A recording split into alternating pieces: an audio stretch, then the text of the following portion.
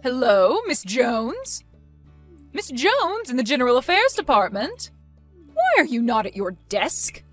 There is something urgent that I need you to do, but you happen to be away just when I need you here. How useless can you be? What? Oh, it's Miss Smith from the sales department. I hope you're doing well. Hey, come back to your desk right now. We aren't done for the day yet. What are you doing, sneaking in a little bit of a break? You're 7 years older than me, but you're such a useless worker, I tell you. I'm sorry, but I was sent on an errand. What errand are you talking about? You know how our company is planning to have a barbecue party tomorrow? They asked me to go buy some ingredients for that. Oh, it's the one that President Huxley is going to host. He's a great one. He is considerate of his workers, and he is a kind, handsome man. And he's only 32 years old. I wonder if he has a girlfriend. What do you think? Miss Smith, I thought you had something urgent you wanted me to do. What? Oh my God, that's right. I should be back in about 30 minutes, so if you could leave a memo on my desk on what I should do, that would be great. If there is something I don't understand, I'll come to you and ask. Alrighty.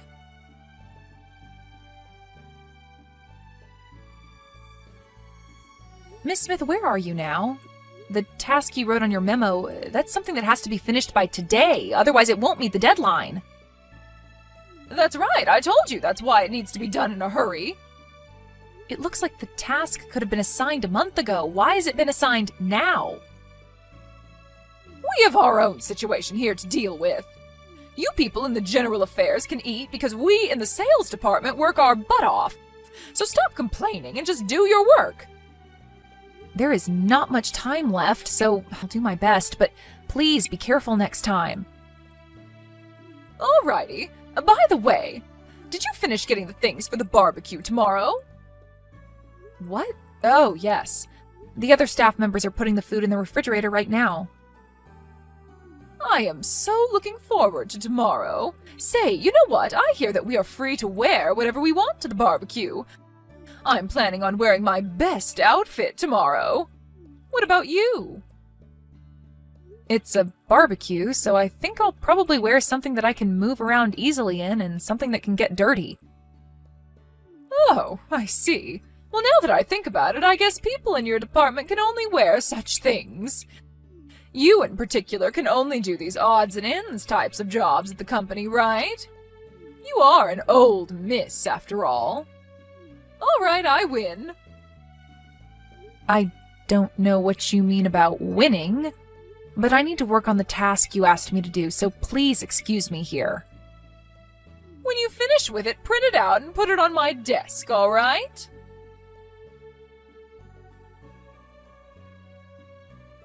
Hey, Miss Jones. I know you're just a plain office worker, but what is that outfit you're wearing? Jeans and a sweater? You know that the host of this barbecue is our president, right? It's a rare chance for the workers to show ourselves off in front of the young, handsome president. Your TPO is way off. Why, hello there, Miss Smith. Today we'll be cooking meat and washing dishes, so we might get ourselves dirty when doing that. That's why I thought it best to avoid wearing a dress today. You don't understand anything. An event like today is a chance for people to become friendly with the president. Oh, I see.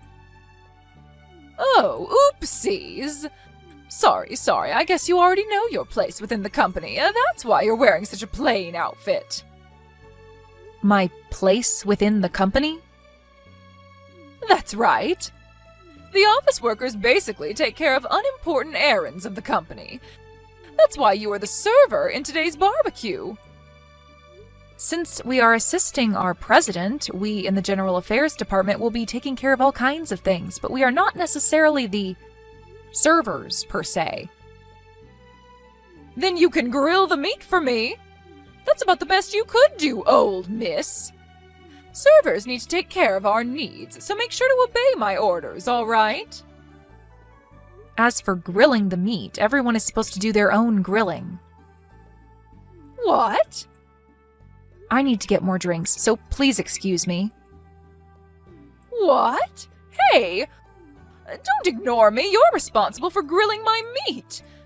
Come here quickly and grill me my meat.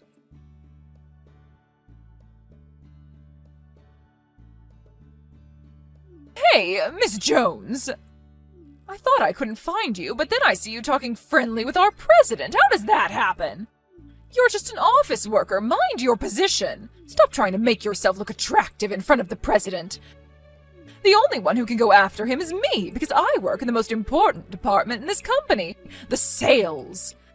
I was serving him some drink just now, and we were getting on quite well. I just need a little bit of time, so don't get in my way. Get away from him right this moment.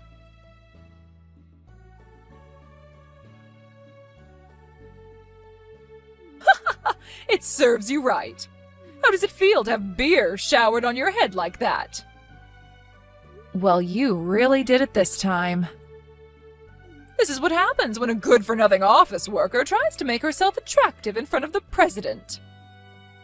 I was talking with him only because he asked for me. What? No way that could happen. Come on, get back to your place and grill my meat. I gave you some beer, so now it's your turn to serve me by getting me some meat. I am going to change. What? It won't make any difference whether you change your outfit or not. If I continue wearing these clothes, I'll catch a cold. Oh, that's right. The president was saying that there will be a surprise announcement at the end of the barbecue. Maybe he's going to announce that he likes me. I guess when I served him beer, he noticed how attractive I am. Oh my God. Yes, I'm going to go up the social ladder by marrying into a rich family. Oh, there is some cooked meat. I think I'll eat that while I can. Oh, that's right. After he tells me that he likes me, it might also work well if I bring him a nicely grilled piece of meat. Then I can show everyone how close we are. You are going to be in so much trouble later. This meat is so good!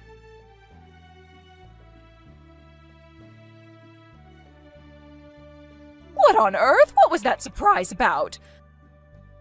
The president was saying that he would introduce his fiancée, so I thought he decided to skip the part about telling me that he liked me and go straight to getting engaged. I was surprised, but I quickly got my act together and braced myself. But why were you, Miss Jones, introduced? The engagement announcement was actually going to be in 2 months. What? But you showed how you were trying to get the president for yourself. That became obvious. What's wrong with that? There's no one more suitable to be the president's wife than I. Our president physically can't drink alcohol. What? That's what he was telling you, but you were so persistent. When he left his seat for a moment, you poured alcohol into his glass of tea. If I hadn't noticed that, he would have drank it and would have been carried off to the hospital in an ambulance. What? You mean that wasn't beer? He was telling you that he can't drink, so I think one could safely assume that that glass did not contain any alcohol. But I thought he enjoyed my company.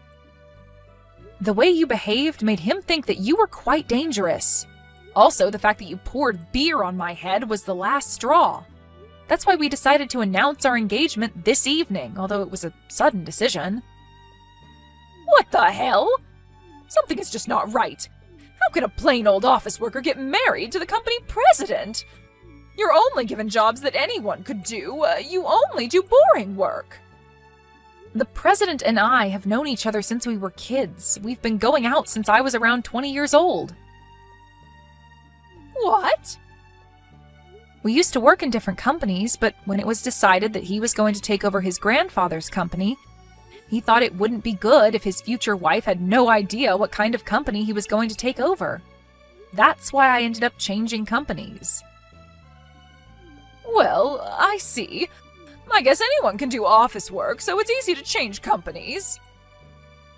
It seems that you don't understand what office work consists of and that you really don't think highly of it. But I really don't want to be criticized by someone whose sales records are the worst in the department. Well, fine then. If the president is taken, I'll just look for someone else. Someone else? The managing director's son. I hear he's the president of a startup company. The managing director's son? That's right, I'll be able to marry into a rich family. I think it's impossible. What? Why not? At the barbecue today, you were eating the meat that someone else had grilled one after the other. What's wrong with eating meat that was cooked? That meat was all grilled by the managing director's son. What? Family members could also participate in the barbecue today, so he was also there. I thought we were grilling our own meat, but there was a woman who kept on stuffing herself with the meat that I grilled one after the other. She was wearing this flashy dress that wasn't suitable for the occasion, he said. I think he was talking about you. What? To begin with, I think you have other things to be concerned about right now. What? What are you talking about?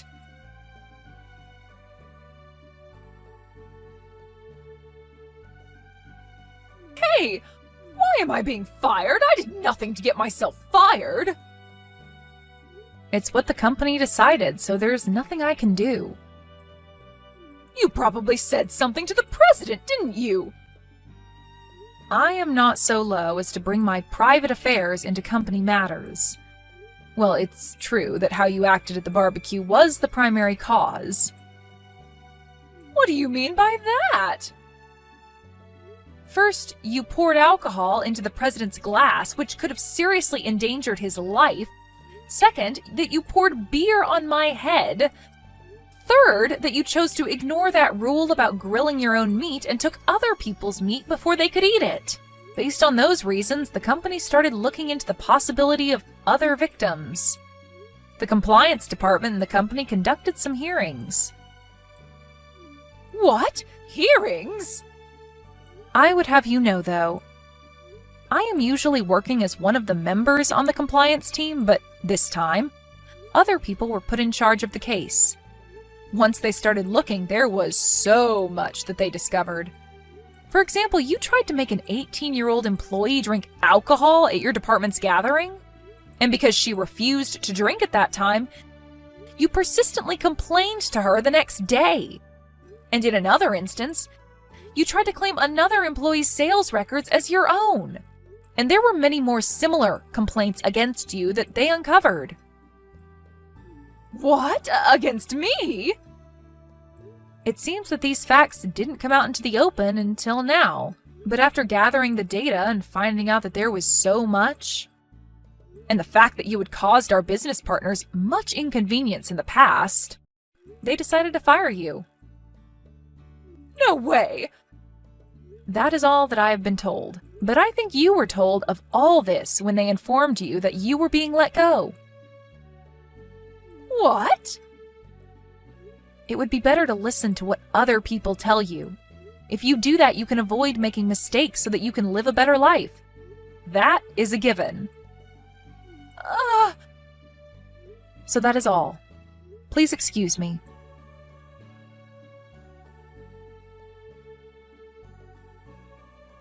I was wondering why such a person could be in the much-respected sales department. The recently retired ex-manager of the sales department could not say no to someone he owed a favor to, so that's why she was able to join our company.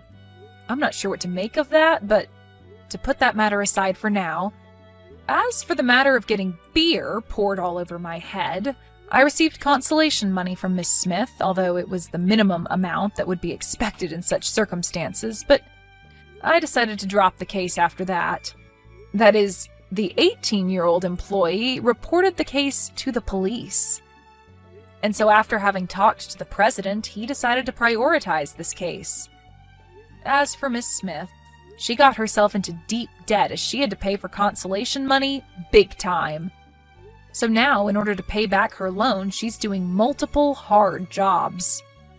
Apparently, she is complaining, "Why me?" as she leads a very poor life.